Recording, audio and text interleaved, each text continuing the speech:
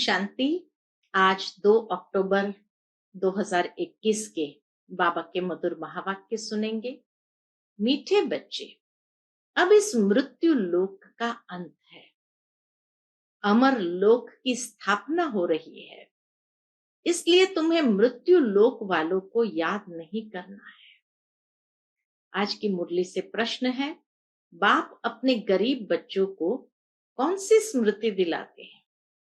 उत्तर है, बच्चे, जब तुम वाइसलेस पवित्र थे तो बहुत सुखी थे। तुम्हारे जैसा शाहूकार दूसरा कोई नहीं था। तुम अपार सुखी थे। धरती आसमान सब तुम्हारे हाथ में था। अखंड राज्य था। अब बाप तुम्हें फिर से शाहूकार बनाने आए। आज की मुरली से पहले गीत बजा है, नैनहीन को राह दिखाओ प्रभु जी। ओम शांति। मीठे मीठे रूहानी बच्चों, आत्माओं ने गीत सुना। किसने कहा? आत्माओं के रूहानी बाप ने। रूहानी बाप को रूहानी बच्चों ने कहा। रूहानी बाप को रूहानी बच्चों ने कहा, क्या कहा? बाबा। उनको ईश्वर भी कहा जाता है, पिता भी कहा जाता। कौन सा पिता? परम पिता। बाप है दो। बाप है दो, एक लौकिक, दूसरा पारलौकिक। लौकिक बाप के बच्चे पारलौकिक बाप को पुकारते हैं, हे बाबा। बाबा का नाम शिव। वह शिव निराकारी पूजा जाता है। बाबा कहे वह शिव निराकारी पूजा जाता है। उनको कहा जाता है सुप्रीम फादर। लौकिक बाप को सुप्रीम नहीं कहा जाता। ऊंचते ऊंच सभी आत्माओं का बाप एक ही है। सभी जीव आत्माएं उस बाप को याद करती है। आत्माएं ये भूल गई है कि हमारा बाप कौन है। पुकारते हैं, ओ गॉड फादर, हम नैनहीन को नैन दो तो हम अपने बाप को पहचाने। इसलिए बाबा को पुकारते हैं। भक्ति मार्ग में हम अंधे बन ठोकरें खाते रहते हैं। अब इन ठोकरों से छुड़ाओ। बाबा को ही कहते हैं, नैनहीन को राह दिखाओ, क्योंकि हम ठोकरें खा रहे हैं। अब हमें इन ठोकरों से छुड़ाओ। बाप ही कल्प कल्प आकर भारत को हेवन बनाते हैं। अब कलयुग है, सतयुग आने वाला है। कलयुग और सतयुग के बीच को संगम कहा जाता है। यह है पुरुषोत्तम संगम। बेहद का बाप आकर जो भ्रष्टाचारी बन गए हैं, उन्हों को श्रेष्ठाचारी पुरुषोत्तम बनाते हैं। लक्ष्मी नारायण पुरुषोत्तम थे।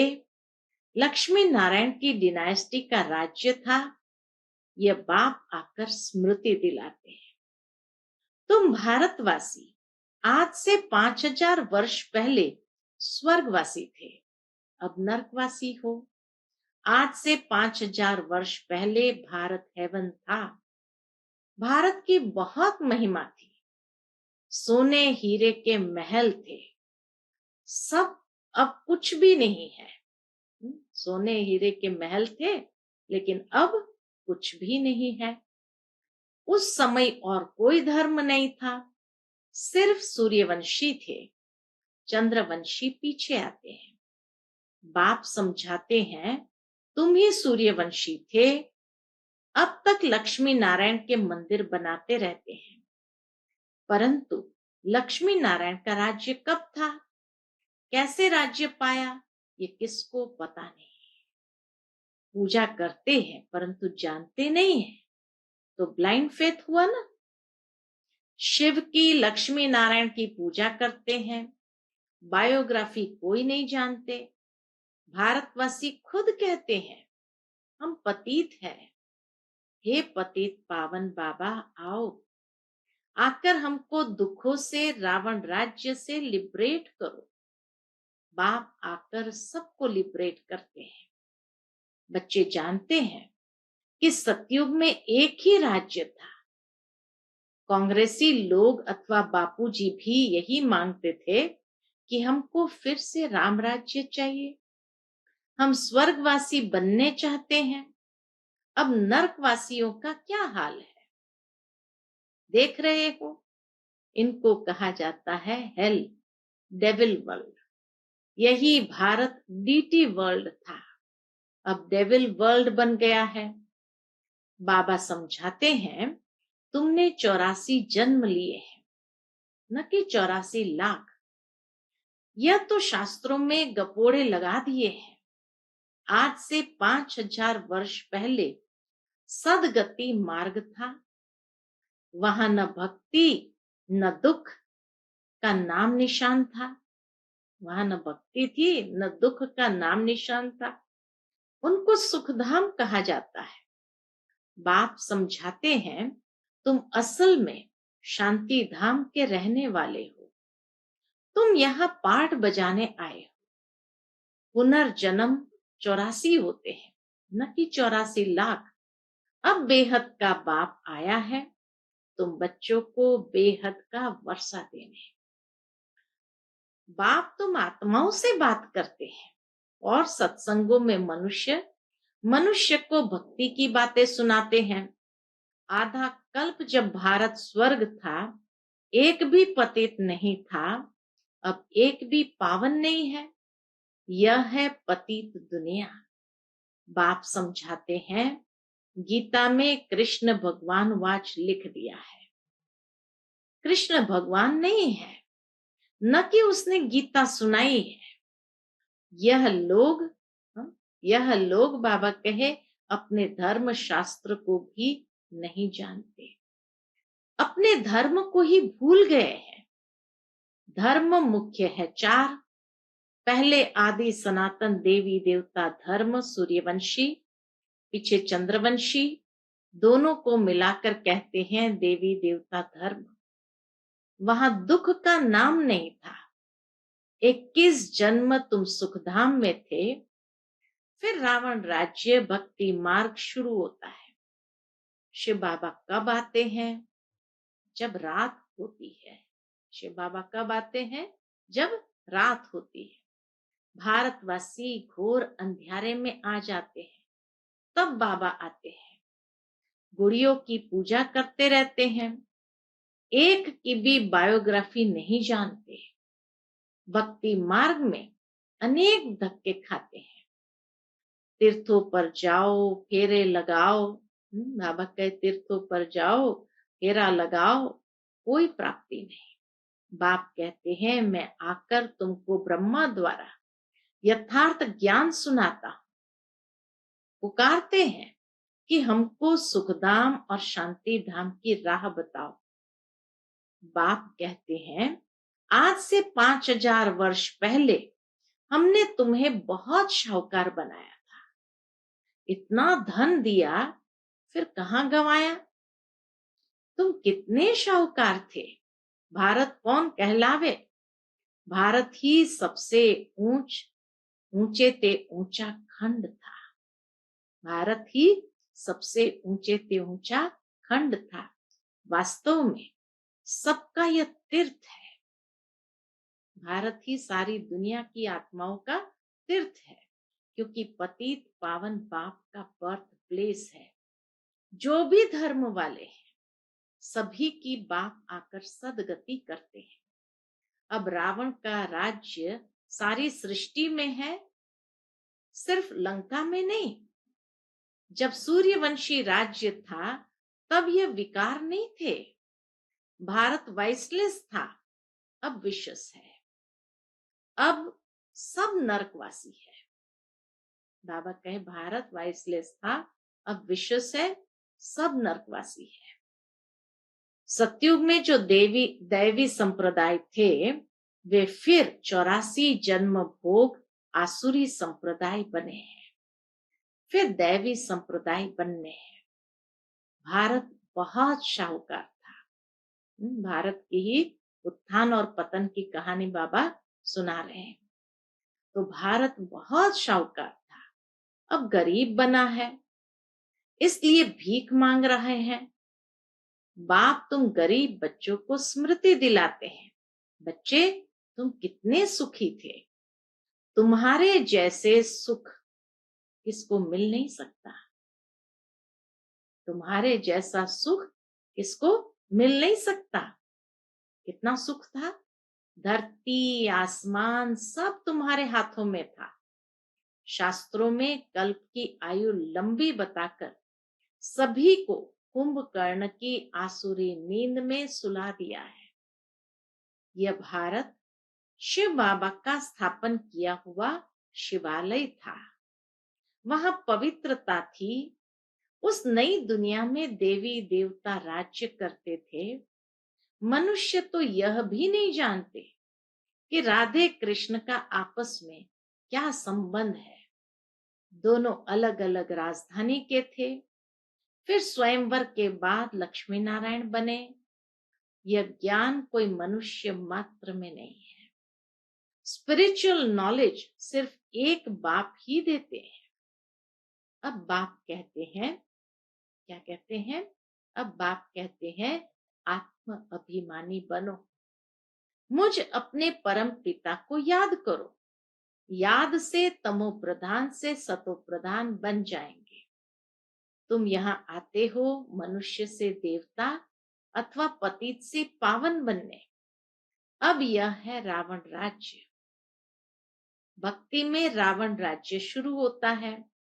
सब भक्ति करने वाले रावण के पंजे में है। सारी दुनिया 5 विकारों रूपी रावण की कैद में है, शोक वाटिका में है। बाप आकर सबको लिबरेट कर गाइड बन साथ ले जाते हैं। उसके लिए यह महाभारत लड़ाई है। बाबा के उसके लिए यह महाभारत लड़ाई है जो 5000 वर्ष पहले लगी थी। अब बाप फिर से स्वर्ग बना रहे हैं। ऐसे नहीं जिनको बहुत धन है वह स्वर्ग में है, अभी है ही नर्क। पतित पावन बाप को कहा ही जाता है, न कि नदी को। पतित पावन बाप को कहा जाता है, न कि नदी को। यह सब है भक्ति मार्ग। यह बातें बाबा ही आकर समझाते हैं। अब यह तो जानते हो, एक है लौकिक बाप, दूसरे हैं पारलौकिक, तीसरे हैं अलौकिक। अब पारलौकिक बाप शिव बाबा ब्रह्मा द्वारा ब्राह्मण धर्म स्थापन करते हैं। ब्राह्मणों को देवता बनाने के लिए राजयोग सिखलाते हैं। आत्मा ही पुनर्जन्म लेती है। आत्मा ही कहती है मैं एक शरीर छोड़ दूसरा लेती हूँ। बाप कहते हैं अपने को आत्मा समझ मुझ बाप को याद करो तो तुम पावन बन जाएंगे। कितना प्यार से बाबा कहते हैं अपने को आत्मा समझ मुझ बाप को याद करो तो तुम पावन बनेंगे। कोई भी देहधारी को याद नहीं करो। अब मृत्यु लोक का अंत है, अमर लोक की स्थापना हो रही है। बाकी सब अनेक धर्म खलास हो जाएंगे। सतयुग में एक ही देवी देवता धर्म था। फिर चंद्रवंशी राम सीता त्रेता में थे। तुम बच्चों को सारे चक्र की याद दिलाते हैं। शांति धाम और सुख धाम की स्थापना बाप ही करते हैं। मनुष्य मनुष्य को सदगति दे नहीं सकते। वह सब है भक्ति मार्ग के गुरु, लेकिन सदगति कोई भी दे नहीं सकते। अभी तुम हो ईश्वरीय संतान, बाबा से राज्य भाग्य ले रहे हो। ये राजधानी स्थापन हो रही है। प्रजा तो बहुत बननी है। कोटों में कोई राजा बनते हैं। सतयुग को कहा जाता है फूलों का बगीचा, अब है कांटों का जंगल। रावण राज्य बदल रहा है, विनाश होना है। यह ज्ञान अब तुमको मिल रहा है। लक्ष्मी नारायण को यह ज्ञान नहीं रहता, प्राय लोप हो जाता है। सतयुग आते ही यह ज्ञान प्राय लोप हो जाता है। भक्ति मार्ग में बाप को कोई भी यथार्थ नहीं जानते। 2500 साल बीत जाएंगे, उसके बाद परमात्मा को समझने का प्रयत्न भी करे तो भी नहीं जान सकते। इसलिए बाबा कहे, भक्ति मार्ग में बाप को कोई भी यथार्थ नहीं जानते। बाप है रचयिता, ब्रह्मा विष्णु शंकर भी रचना है। सर्वव्यापी कहने से वर्षे का हक खत्म हो जाता है। बाबा आकर सबको वर्षा देते हैं। 84 जन्म वही लेते, कौन लेते? 84 जन्म वही लेते हैं जो पहले पहले सतयुग में आते हैं। क्रिश्चियन लोग करके 40 जन्म लेते होंगे।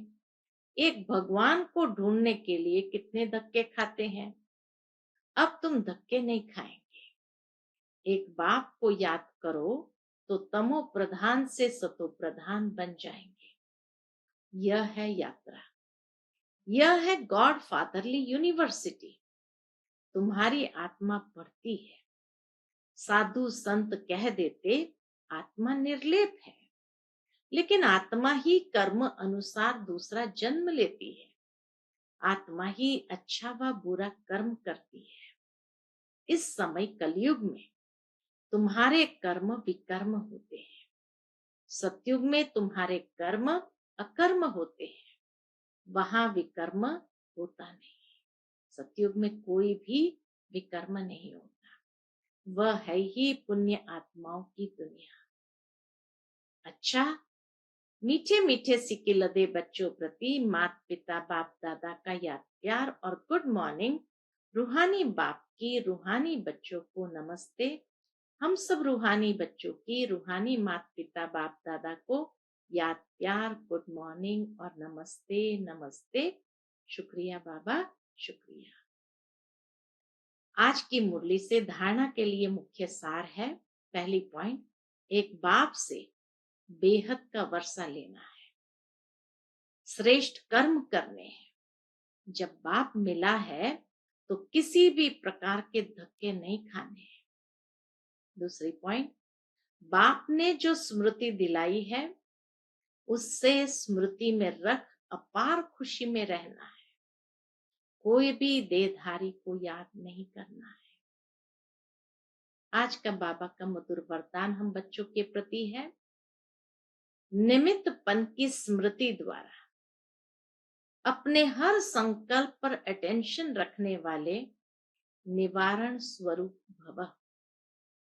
निमित्तपन की स्मृति द्वारा अपने हर संकल्प पर अटेंशन रखने वाले निवारण स्वरूप भव। निमित्त बनी हुई आत्माओं पर सभी की नजर होती है, इसलिए निमित्त बनने वालों को विशेष अपने हर संकल्प पर अटेंशन रखना पड़े। अगर निमित्त बने हुए बच्चे भी कोई कारण सुनाते हैं तो उनको फॉलो करने वाले भी अनेक कारण सुना देते हैं। अगर निमित्त बनने वालों में कोई कमी है तो वह छिप नहीं सकती। इसलिए विशेष अपने संकल्प वाणी और कर्म पर अटेंशन दे निवारण स्वरूप बनो। आज का बाबा का मधुर स्लोगन है, ज्ञानी तो आत्मा वह है जिसमें अपने गुण व विशेषताओं का भी अभिमान न हो। ज्ञानी तो आत्मा वह है जिसमें अपने गुण व विशेषताओं का भी अभिमान न हो। वही है ज्ञानी तो आत्मा। उसके बाद आज मातेश्वरी जी के अनमोल महावाक्य है। 2 विषय पर विशेष मम्मा ने अपने वाणी चलाई है। पहली बात तो ये कही, मनुष्य की एम ऑब्जेक्ट क्या है, उसे प्राप्त करने का यथार्थ तरीका क्या है। तो सुनते हैं मातेश्वरी जी के मधुर महावाक्य। मनुष्य की एम ऑब्जेक्ट क्या है, उसे प्राप्त करने का यथार्थ तरीका। हर एक मनुष्य को यह सोचना जरूर है, अपनी अच्छी जीवन बनाने के लिए क्या उचित है, मनुष्य की लाइफ किस लिए है?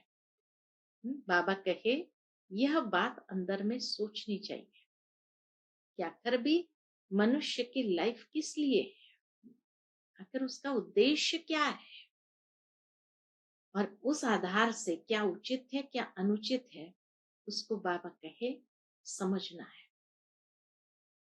तो हर एक मनुष्य को यह सोचना जरूर है अपनी अच्छी जीवन बनाने के लिए क्या उचित है, मनुष्य की लाइफ किस लिए है, उसमें क्या करना है। अब अपने दिल से पूछे कि वो मेरी जीवन में पलटा परिवर्तन हो रहा है। जो हमने अपनी लाइफ के लिए उद्देश्य रखा है, अब अपने दिल से पूछे कि वो मेरी जीवन में परिवर्तन हो रहा है, पलटा हो रहा है। मनुष्य जीवन में पहले तो नॉलेज चाहिए, फिर इस जीवन की एम ऑब्जेक्ट क्या है।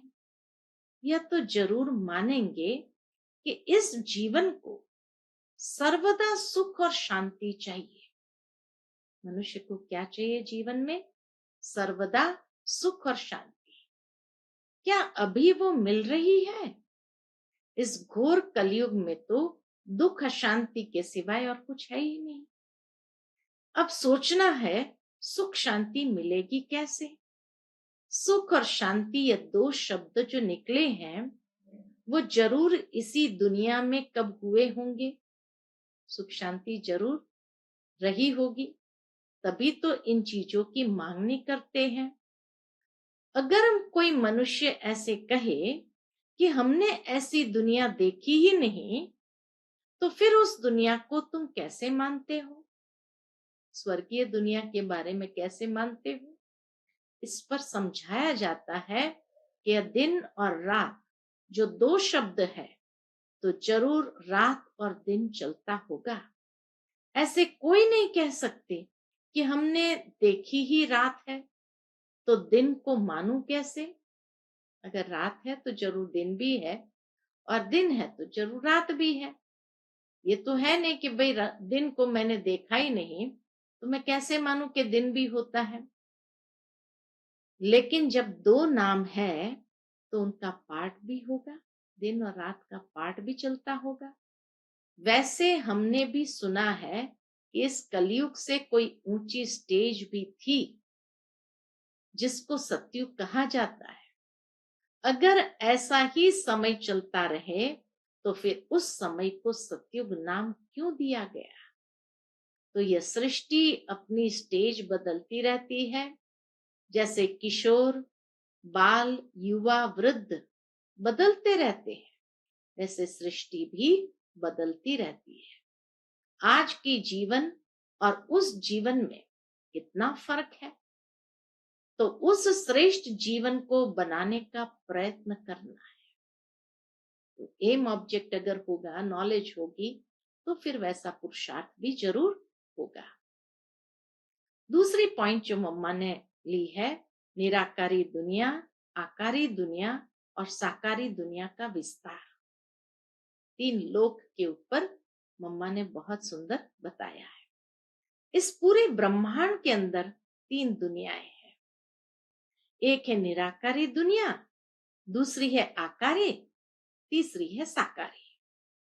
अब यह तो जान लिया कि निराकार सृष्टि में तो आत्माएं निवास करती है, और साकार सृष्टि में साकार मनुष्य संप्रदाय निवास करते हैं। बाकी है आकारी सूक्ष्म सृष्टि।